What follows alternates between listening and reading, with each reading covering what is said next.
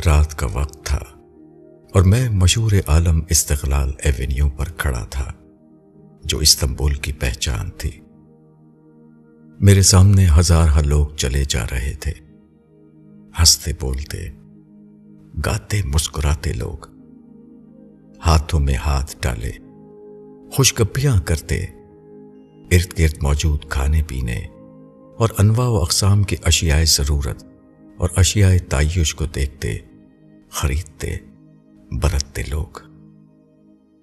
یہ لوگ خوشیوں کی تلاش میں اپنے وطن سے دور آئے ہوئے تھے، ایک ایسے شہر میں جو عظیم حکومتوں اور عالی شان تہذیبوں کا مرکز رہا تھا، جو مشرق و مغرب کا خوبصورت امتزاج تھا، جو قدیم آثار اور جدید سہولیات کا انمول سنگم تھا، جو قدیم تاریخ اور جدید تہذیب کے ملاپ کا نادر نمونہ تھا۔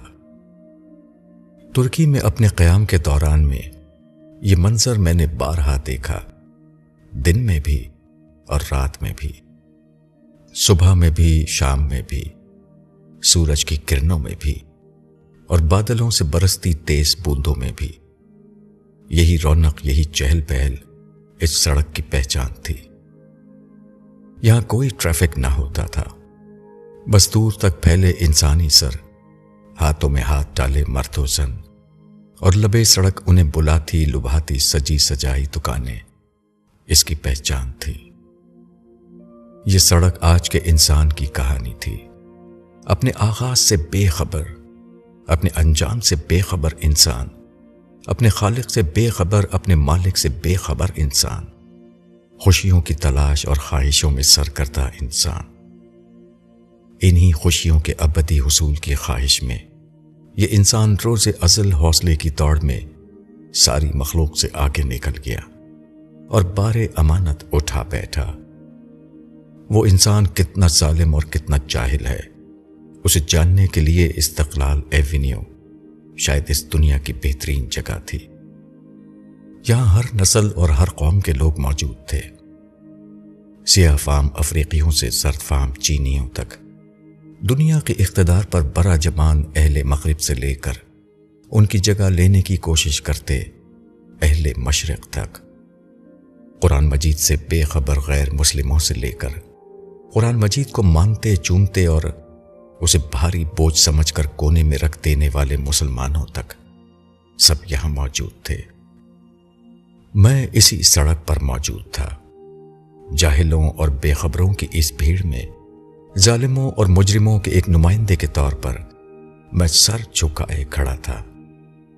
مجھے معلوم تھا کہ ان بے خبروں میں سے ہر شخص جب روز قیامت پروردگار عالم کے حضور پیش ہوگا تو اس کے ساتھ جو ہو سو ہو، وہ حاملین قرآن کے متعلق یہ گواہی ضرور دے گا کہ انہوں نے اپنے حصے کا کام نہیں کیا۔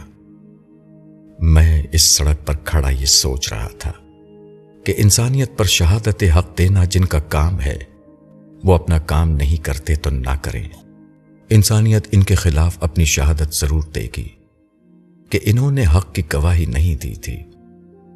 ان جاہلوں کے ساتھ روز قیامت جو بھی ہو، شہادت حق نہ دینے والے ظالموں پر ذلت آج طاری کر دی گئی ہے۔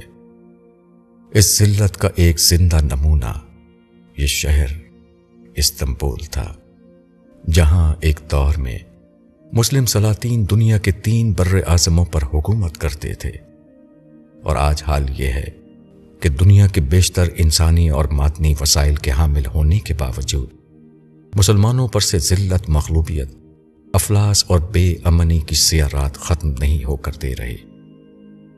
شاید پروردگار عالم نے اس فقیر کو اسی سوال کا جواب ڈھونڈنے اس سفر پر بھیجا تھا کہ مسلمانوں پر مسلط ذلت و رسوائی کی یہ سیاہ رات کب ختم ہوگی۔